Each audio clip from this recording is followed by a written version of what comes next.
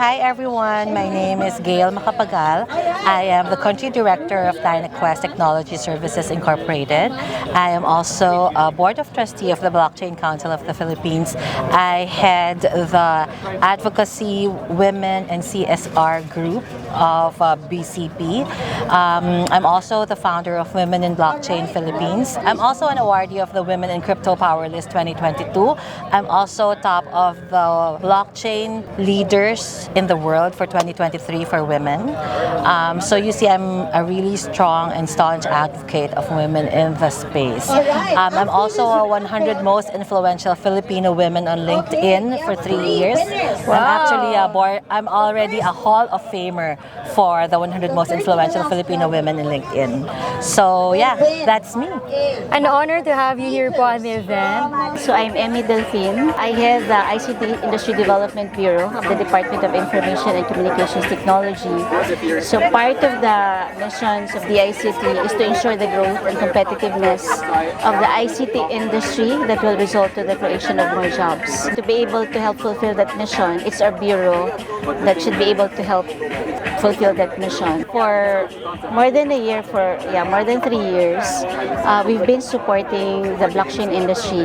But apart from that, there are other ICT industries that we've been supporting. So one is the BPO industries. We talk of BPO, this includes of course contact center, animation, game development, creative industry, health information management, software development, so global in-house centers. And then aside from the BPO industry, we're also supporting, promoting the startup ecosystem. So we have a separate program for that. And then also we're promoting and developing the online freelancing industry as well. And lastly, of course, the emerging technologies. So because where we fall under. Yes, where we fall under. So under that, I mean, supporting the emerging tech. So we have several programs for that. So one is SetPH, and then another one is our Tech Trends program. But all of these are basically advocating the opportunities in the emerging tech, such as blockchain, AI analytics, cybersecurity, so among others. No? So that's what we do. So together with me and my team, we go around the country advocating, telling the people, the Filipinos, about the opportunities, particularly in blockchain. So that's why we've been working with the Blockchain Council of the Philippines for almost 2 years already. So that's why we help also co-organize with them the Philippine Blockchain Week. As I mentioned, we brought 600 students. That was amazing. That was big. Yes, that was like yes. one of the biggest events of the side event of Philippine Blockchain Week. In fact, aside from that, so we also brought more than 150 government officials. Wow. Yeah, because in government we still have to tell them about the opportunities in blockchain and how to use blockchain in terms of serving the people. Yeah. So that's what we do in We the educate ICT. everyone, kumbaga. Yes. Even the people in our team. Yes. My name is Emmanuel Sampson. We are part of the Blockchain Council of the Philippines. I'm their Vice President for External Affairs. So that's my advocacy for mass adoption, making sure that the Blockchain Council will really complement the Web3 blockchain space when it comes to good governance, right? So everybody's looking out for each other. And the other hat I wear is I'm the co-founder and CEO of Impero Group. We work closely with the Philippines' first legally mandated and framework for all blockchain and crypto, which is in the Authority Freeport area of Bataan, which is located in Mariveles.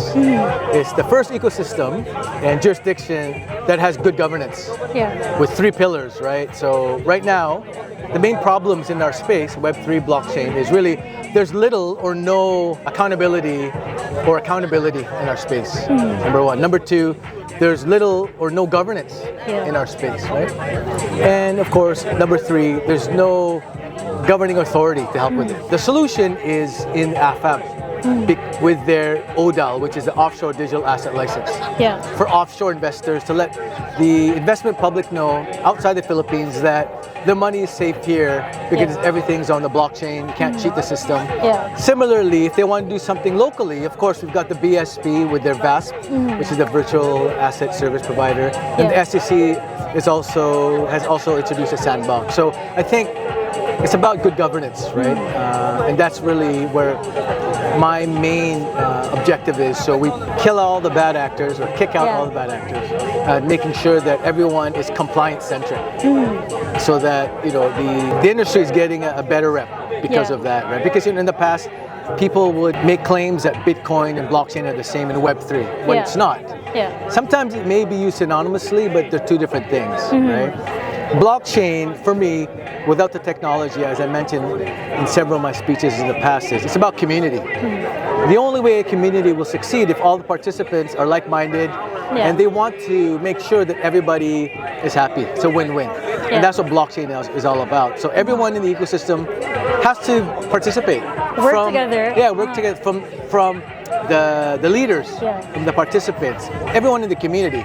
There's no us or them, right? So the government in the Philippines is well positioned to be a leader and letting the world know that the Philippines is a very blockchain friendly jurisdiction, and we welcome the foreign investors to say, come to AFAB, be domiciled there, because we have a Republic Act that will protect them. I think it's incredibly validating and exciting that the government is very much involved in the space.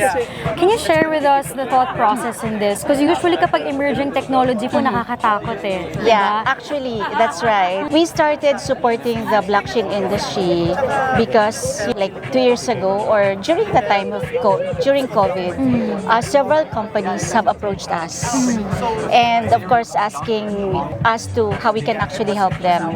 So what we did was we encouraged these companies to group together, to organize themselves, because as government we cannot deal individually with companies.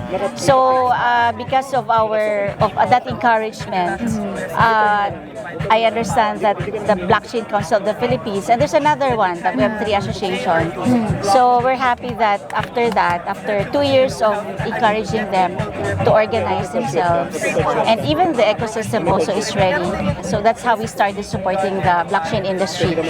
And so after that, so different advocacies in the regions we've done already, and moving forward. So for next year, we're also planning to do a lot of advocacies, particularly in the countryside. Oh, that's ICP's goal as well. So I feel like we can really partner up. Oh, definitely. Kasi po, education is so important. I feel like in emerging techs, lagi pong merong, kumbaga, problem of misinformation, kaya ang daming scammers. So we have to teach people kung ano ba talaga siya, the use cases, and how they can protect themselves as well in emerging tech. Yes. Philippine Blockchain Week this year was very successful in the sense that there are a lot of government authorities who are showing a lot of interest in this space. Absolutely. How do you feel about that? It was awesome for me. I was on a panel. I was with the Securities Commissioner, Kelvin Lee. So that was fantastic. And then there was another gentleman from Indonesia. So we shared different thoughts on, again, good governance. It's not about us or them. It's about a community, right? I mean, gone to the days of when people used to throw money at you back in 2017 when you could say pieceofgarbage.io. Because they don't know, right? And then there's so many different coins that would just take people's money. There's no way to protect the public from that. But I think the government's working together. It's not about constriction, right? It's about, again, complementing the ecosystem so that the people within it are focusing on their development, their business development, and also the strategies to really produce revenues within a good governance system. So we welcome, and again, me working with the government, especially with AFAB, allows us to let the blockchain public know that there is a space, and then there is a way to work together with the government. So. And I feel like having that kind of structure also aids in the mass adoption, because people are mostly scared of emerging technology, and that's something that you can't blame them, right? Something new is scary. Always. And there are a lot of bad actors still, so much misinformation, and I feel like having you guys, Philippine Blockchain Council and its trustees, and the government's involvement validates that we should look into blockchain, and there are a lot of applications and we can leverage on that as well. Yeah, I agree 100%. And I think that's what it's all about, everyone working together as a community. And because Philippines is a developing country, it makes us that much more competitive. Right? And I think that's what you need. With You have a President. lot of space to grow. Yeah, and President BBM is embracing the digital economy, as he mentioned in his first State of the Nation earlier this Address, year, yeah. right? About it's about the digital economy, and there's a lot of fledgling, I would say, developers, entrepreneurs in the space today that are world-class leaders, and I think we're going to see a lot of that coming out in the years to come. So what do you think of the event? How are you finding it? The event is actually surprising in a way that we have a huge turnout for tonight. There are actually a lot of people waitlisted, and oh my God, the prices! Can you imagine the Ulala NFT worth 5,000 and the Larry Alcala prices, the NFTs? So, and I see a lot of familiar faces just really enjoying talking to each other. Yeah. I think yung networking po sa mga ganito events are always so priceless. You get to connect with like-minded people, you hear their perspective and the things that they are working on po. So now, walk us through po. So we've talked about your presence in general. How about po yung mga ganitong klase ng events? Why do you think they are important? Well, one of our mandates also is linkages, networking. Yeah. So partnership development. So that's why as much as possible, we want to be involved in the different events. Like, of course, I just came from another event, Wow. from another organization, the Umbrella Association of all the BPO companies in the Philippines. Wow. But really the goal is we want to be close to the industry that we serve. Yeah. We want to be close to the stakeholders that we serve and always asking them how can the government, particularly the ICT, can work closely with them. Yes po. So of course, it's actually easier to work with partner organizations if we're much closer. Correct. It's easy to communicate and of course to collaborate. Yeah, and to check po kung align din talaga yung Yes, goals ninyo. exactly. I feel, again, your presence is very much important. Kasi gaya po nang nasabi nyo, iba kapag nakakapag-connect talaga kayo face-to-face. And that's what we're doing as well. Kaya po tayo pumupunta in these different regions so we can tell them na we see you, we have opportunities for you, let's work together. These events, again, it's about community, right? Camaraderie. So, I mean, there are different competitors here, but everyone is getting along. Yeah. Again, for mass adoption, right? And everybody can get together because the pie is so big, Yeah. right? And as you know, for me, I welcome competition because the competition will bring out the best in you. Exactly. Right? So for me, it's okay to have all these different exchanges or different companies, but what you always have to think, what's your competitive edge? Yeah. Right? As a country, our competitive Keeps you edge. sharp. Yeah. Right? So like for example, our competitive edge as a country is we have laws protecting the ecosystem. Right? So we want to enhance that and let the world know that this is a very feasible alternative when it comes to investments. There's a lot of developments going on. Right? Yeah. I mean, we recently introduced with Impero about doing the metaverse of the Philippines, right? So we partnered up with a company out of Italy who did the first metaverse of Monaco, a country. Wow. And then because she's half Filipina, she's half Italian, hi Manila, she's really focused on helping the Philippines Yeah. be Just the first one in integrating Asia. our culture in Yeah, that. integrating our culture, being the first Wow. metaverse version, it's fantastic. That's so amazing. there's a lot of great things that we can do collectively. I think as a nation, they don't give us enough credit, put it that way. They tend to overlook the yeah, talent. overlook. They don't give us the proper world-class status that we should have. Yeah, not yet. Not yet. But Not we yet. are. We are. Yeah. I mean, there's a lot of things That's happening. what we're working towards, right? Educating not only Filipinos but also letting the world know that hey, we have a lot of talents here. We're not only users. There are a lot of users here, adopters and things like that. But we can also be builders. Yes, We yes. can also be developers. So, in terms of the landscape, naman po, Web3 landscape of the Philippines, what do you think about it? I think that the main proponent for the Web3 landscape really is the communities around it. I believe that a strong community builds this space in such a way that you can see the camaraderie. But not just that, if one makes a particular mistake, the community is not afraid to call it out. Yeah. And also, the people that were called out are not also afraid to apologize or to own up to their mistakes. And I believe that Web3, in its decentralized nature, is really open for collaboration. And that's what I like about this space. That's one of the reasons why I've been one of the early adopters. I've been in the blockchain space since 2017.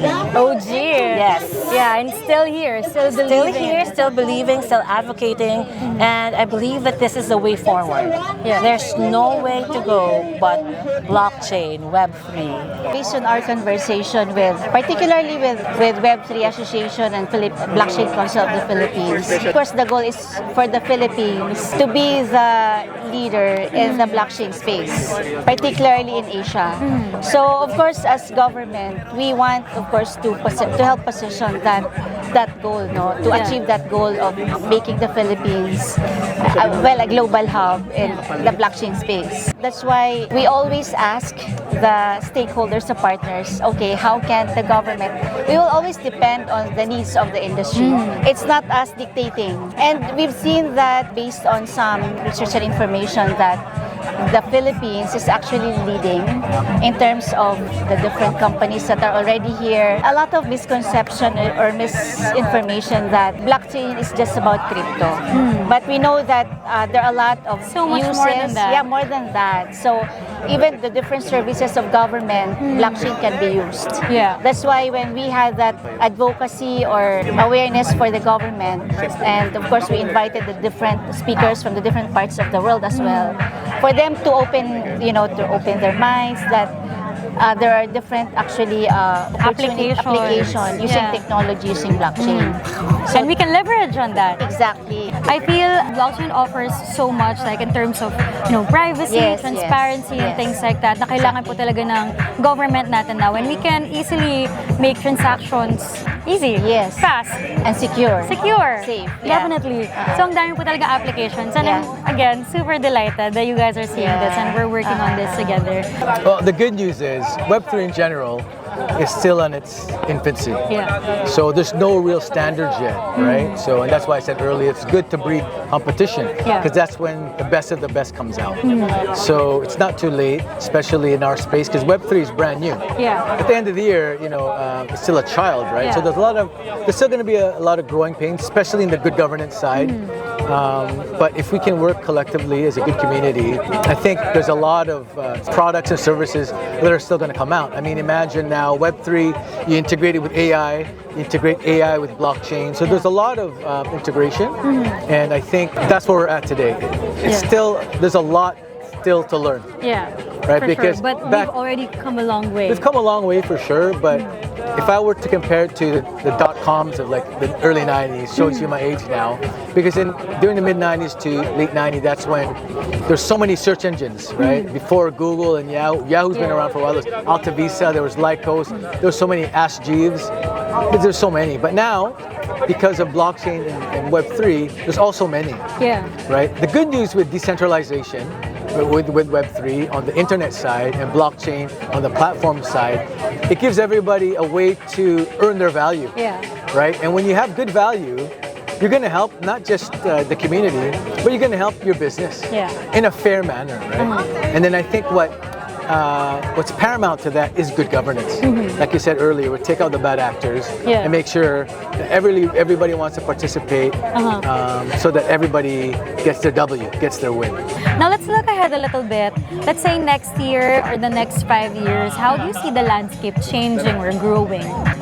I think one important thing is as long as the different stakeholders, because when we develop or grow a particular ecosystem, may it be blockchain, may it be BPO, it should always be the collaboration of the different stakeholders, meaning the industry, the academe, because we need the talent, Yeah. and of course the government. Let's bring our own strengths to the table. Yes. This is acronym called MAGIC.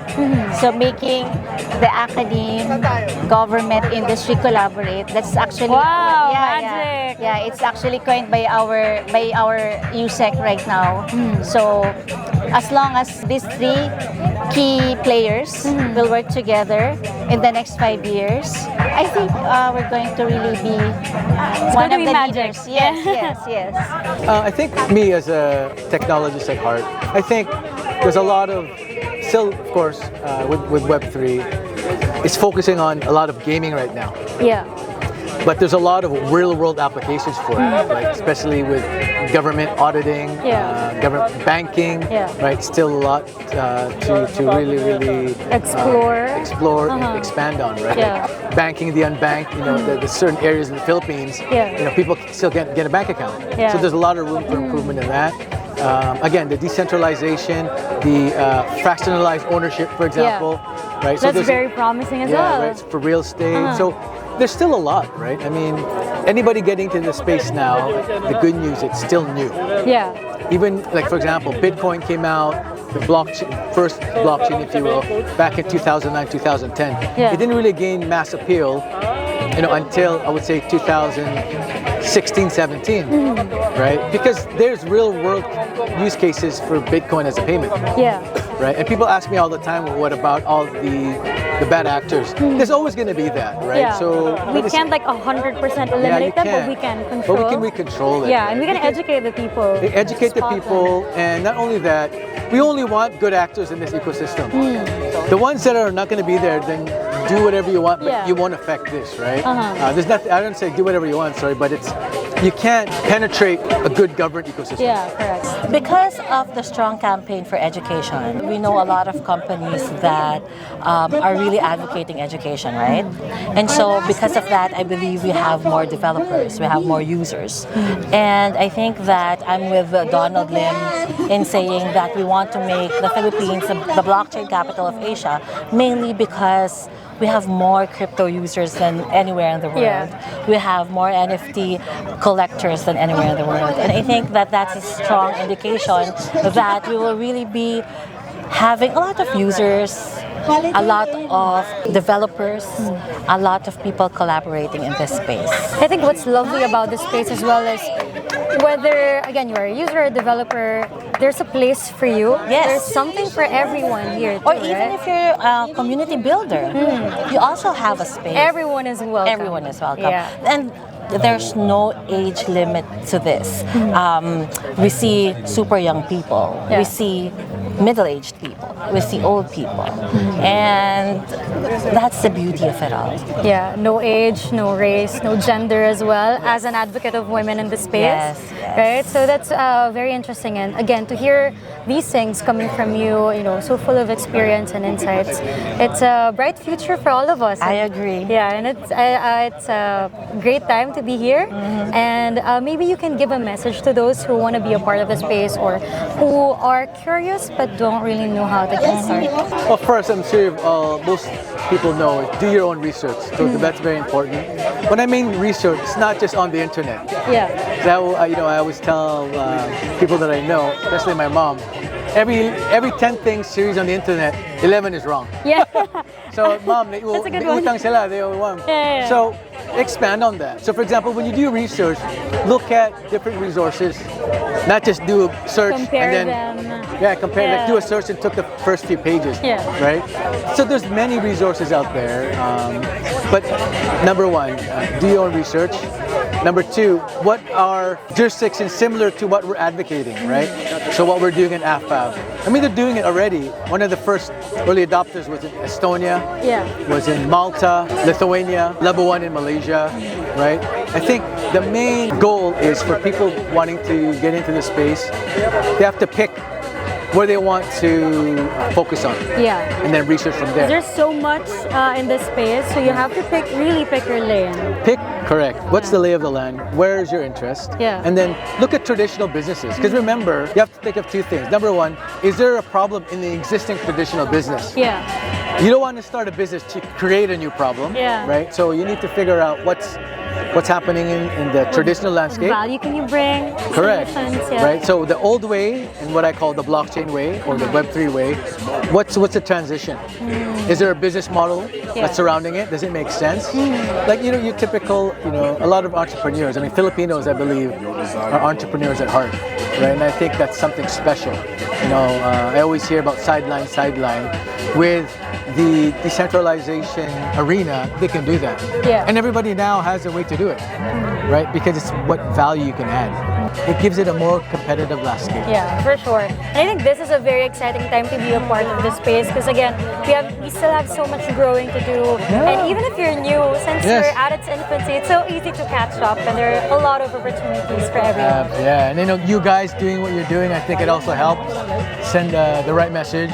For DICT, we've been doing a lot of both face-to-face and online advocacies, information campaign about the opportunities in blockchain. So we would like to invite all of them because the ICT is continuously doing that awareness so that the Filipinos can really understand, what are the opportunities there in terms of career, in terms of businesses, in terms of making their own startups as well. So that's what we really want to do. And of course, they can go to our website, to our Facebook page, if they want to know more about these different projects, particularly for blockchain space or industry. As you know, I've been building myself up as a women empowerment woman, and that I advocate women in this space. I'm the founder of Women in Blockchain Philippines, and this is an invitation to all the women out there who are thinking that, oh no, that space is for men. That space is very hard to get into. But if you embrace it, if you join me and be part of Women in Blockchain Philippines, I will ensure that you will be included and that you will also find it a worthwhile journey with me and my group. We are living proof, so women are very much welcome Yes. in the blockchain, right? Yes, that's right. That's right. Thank you so much, po. Thank you so nice much. meeting you. Yes. What an honor to meet you. So thank you so much, and looking forward to a brighter future with more women involved. Thank you so much. BCB, gana!